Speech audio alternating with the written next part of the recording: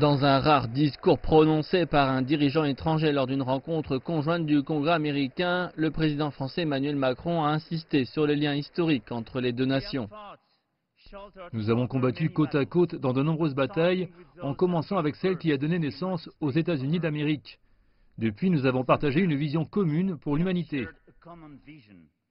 Malgré cette vision commune, le discours du président français a la plupart du temps pointé les différences entre son pays et les États-Unis de Donald Trump. Macron s'est à nouveau positionné contre les guerres commerciales.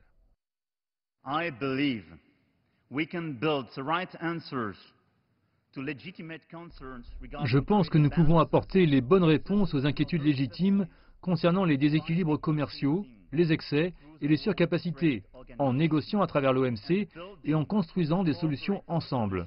Nous devrions les suivre.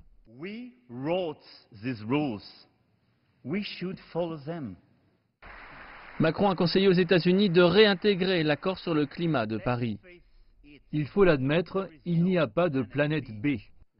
Durant sa visite américaine, Macron a essayé de convaincre Trump de rester dans l'accord sur le nucléaire iranien.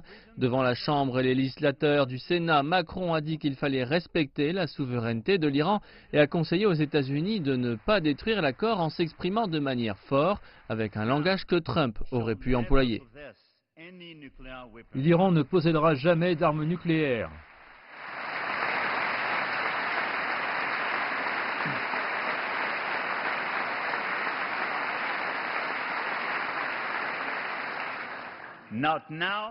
Pas maintenant, pas dans 5 ans, pas dans 10 ans, jamais. Durant son discours, Macron a encouragé les États-Unis à une fois encore adhérer au multilatéralisme.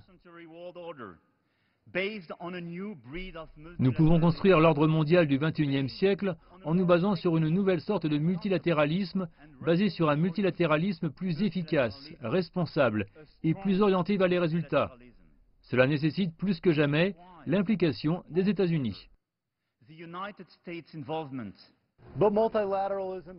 Mais le multilatéralisme est difficile à vendre à un président américain qui a fait campagne en promettant de mettre l'Amérique d'abord, même si le message vient d'un proche allié comme la France.